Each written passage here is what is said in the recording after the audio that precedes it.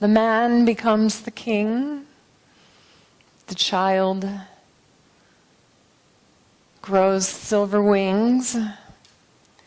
And the mother turns into a queen.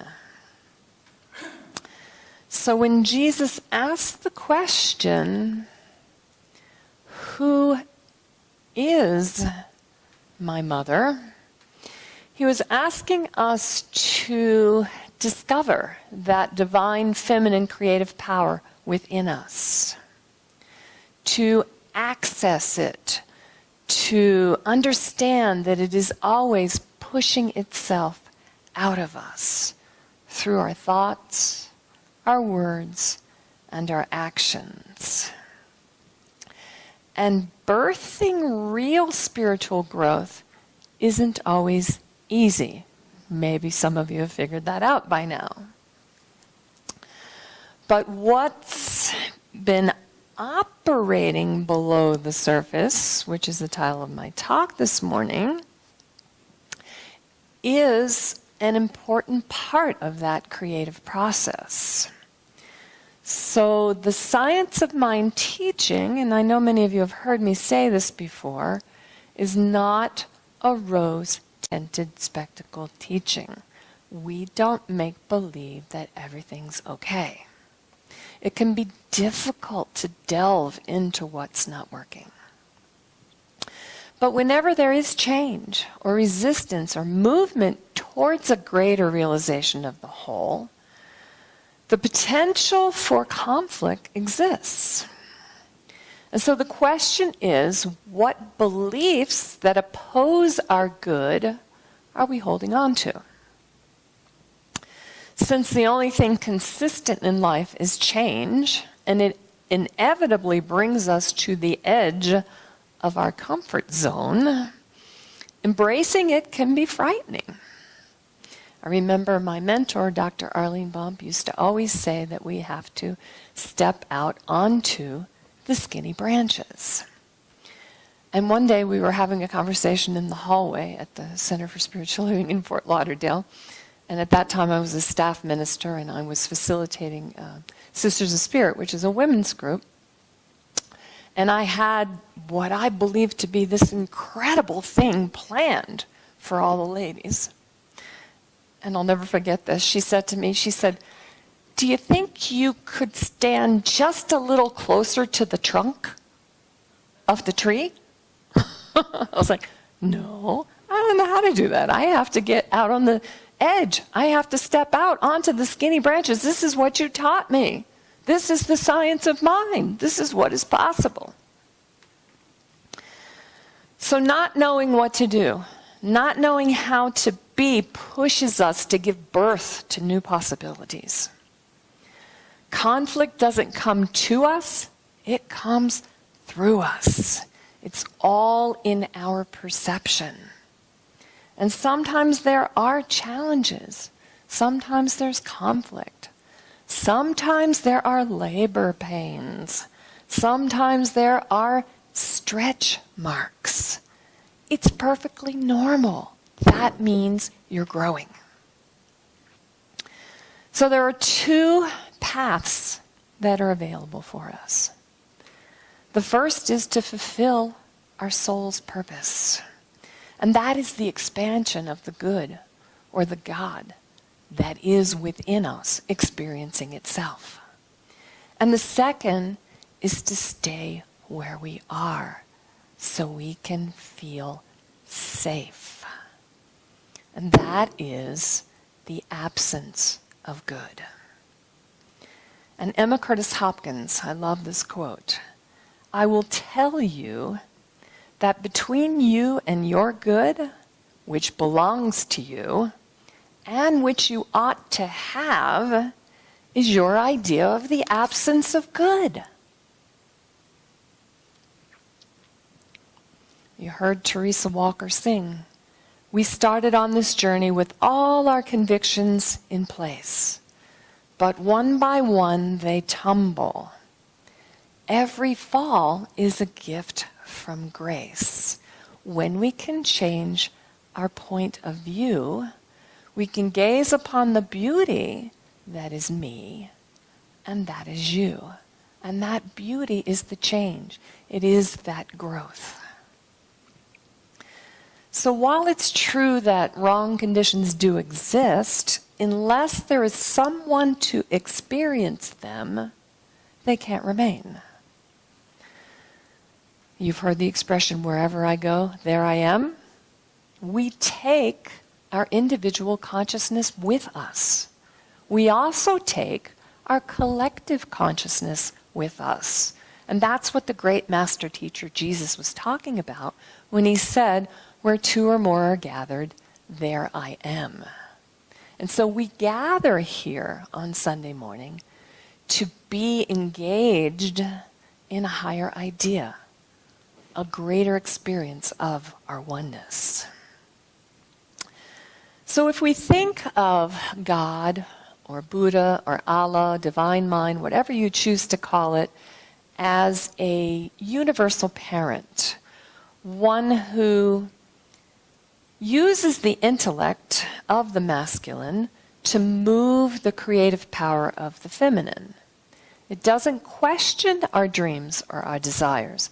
It simply pushes them through the birth canal and into our experience.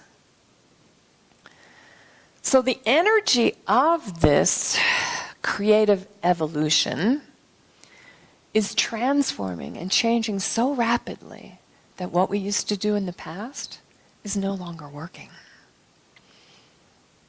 We've been able to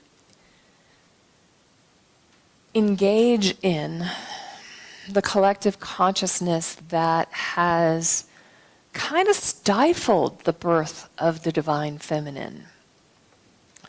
We've been taught to focus upon the material world or what's out there, valuing what's going on outside of us, rather than remembering who we are as spiritual beings.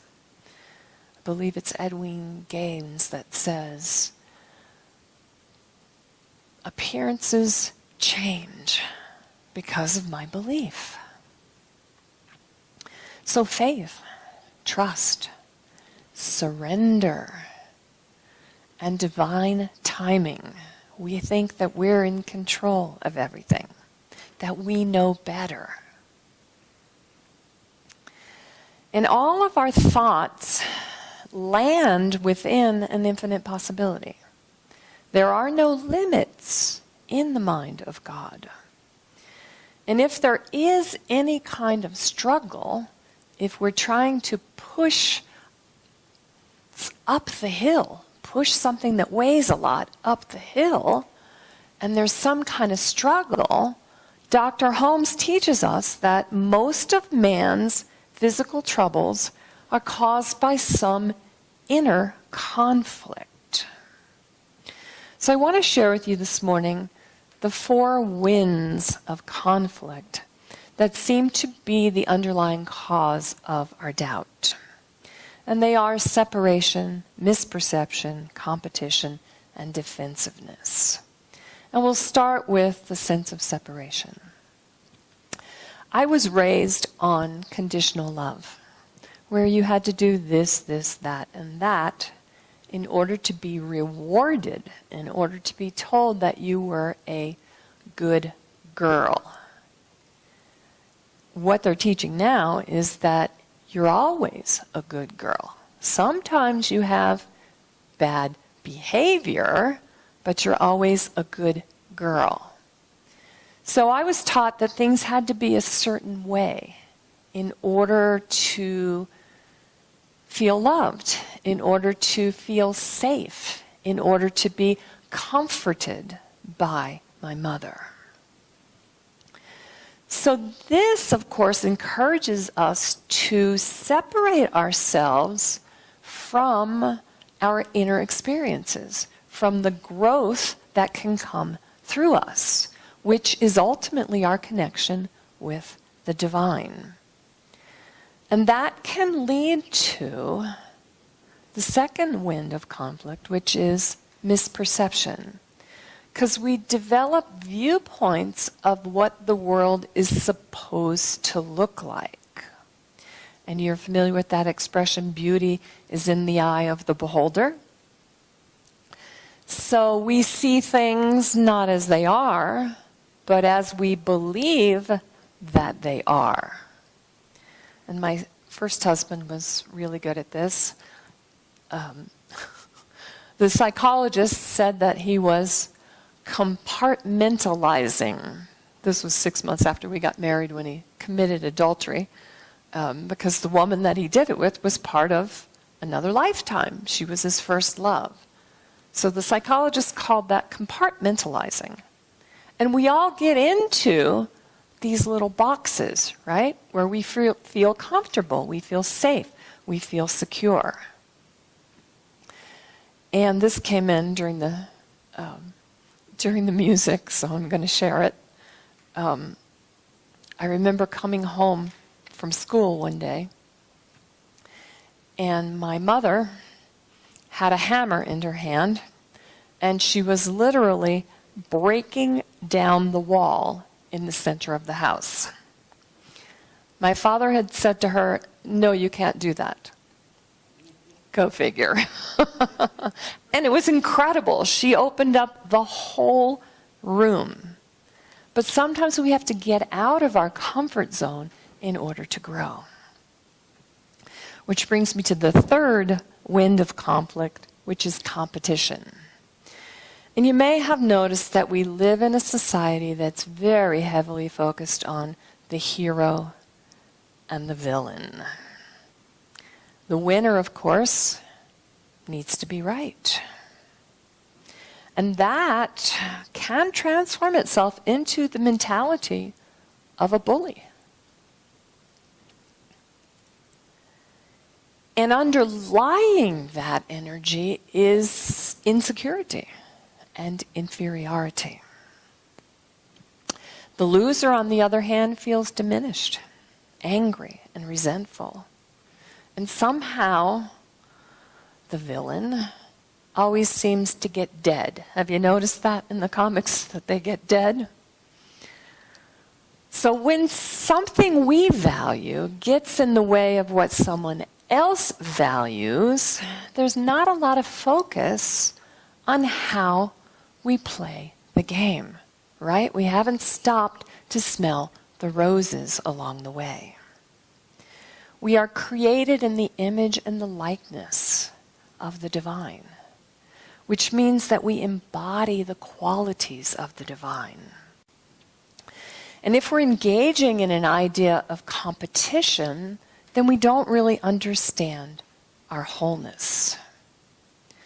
I remember being at the Coptic conference in Asheville, and Edgar Casey's nephew was on stage, and he literally became Edgar Casey and began to channel him.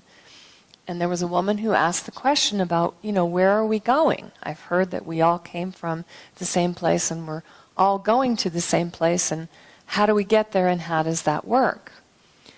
And the nephew, because he was channeling Edgar Casey, couldn't quite get the word out because the word wasn't from his time frame. But what he was referring to was the Special Olympics. And he told the story of how all the children were in a race together. And one of the children fell down. All of the children stopped and went back to help this child get up, and they all crossed the finish line together. No competition, cooperation, communication. And the last wind of conflict, the fourth, is defensiveness. The idea that there could be an adversary or someone who is against us. Someone that causes us to distance ourselves from a situation, a condition, or an experience. When we do that, we are denying our interconnectedness within the one. And Dr. Ernest Holmes teaches us that the need of denial ceases as our thoughts rise to spiritual perception. Teresa Walker, again, the opening song, we see what we want to see and what we wish to be. It's just the way we dream it. The key to what we could believe is just to know that everything is a miracle when it's seen through the eyes of love. I had a phone call come in this week from someone who came back to New Mexico from Asheville, which is where I came from. And I had to laugh because he was going on and on and on about how horrible the humidity is there. And I'm thinking in my mind, wow, I'd love to have a dose of that humidity, right? So it's all in the eyes of our perception. And what happened? We got like 3 days of incredible rain, and it was so moist. I was like cold. I was like, this is familiar. This is beautiful. So the attitude we bring to any situation makes the difference. If we stay the same, we don't experience any growth. It takes courage to knock that hole in the wall that my mother did. The I am that I am and the I am that you are is more powerful than any conflict. The Great Spirit is always operating below the surface, supporting us in every situation, in every circumstance. But it's up to us to recognize it, to engage with it, and to allow it to empower us. So even in the midst of the storm, we must stand in the truth of who we are. So let's affirm together. The divine power operates in and as and through me. The divine power operates in, as, and through me, always supporting me in every circumstance. Always supporting me in every circumstance. This or something better is what I choose. This or something better is what I choose. So the soul consciousness within each of us is capable of the strongest and deepest alliance to the truth, which is why we are always anticipating something greater. Dr. Holmes teaches us the creative field through which we demonstrate our core beliefs while we are here has been called the Holy Mother, because it is impregnated with all divine ideas. So the ideas are always moving from the masculine intellect through the divine creative feminine and into form. Or better. And we've experienced this during the process of securing the space. We started out with 1,465 square feet. We moved to 1,600 square feet, and now we're at 1,800 square feet. And all the same price. So that's the this or something better. We, as the Board of Trustees, look at our numbers and we take it very seriously, our responsibility to be in integrity with that movement. And so what I knew and what I affirmed is what I believed we could afford, which is 1,500 square feet. Or better, if this is ours to do, show us the magic. And it's not complete yet. We're still working. So this or something better. Maybe it's going to get even bigger. I don't know. But I trust and I surrender. So the awakening of our own conscious awareness happens when our feelings, our thoughts, and our emotions are engaged.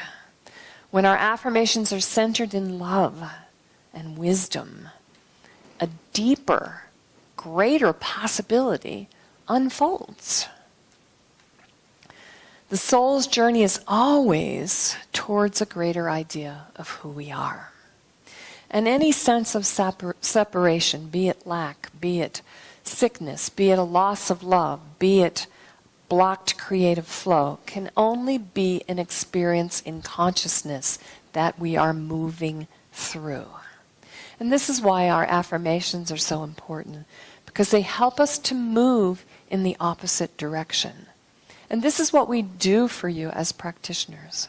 We hold the high watch so that you can stand in that place of truth. We do that for you until you can get there. So let's affirm the opposite of lack, sickness, loss of love, and creative flow by saying together, I am abundant. I am whole. I am loved. I am in the flow of creation. God in me, God as me, God is me. Whew, doesn't that feel great? So we radiate that creative force out from us towards everyone and everything. So remember, especially today, to radiate that unconditional love to the woman who pushed you through the birth canal and into this experience. I love you, Mama. Happy Mother's Day.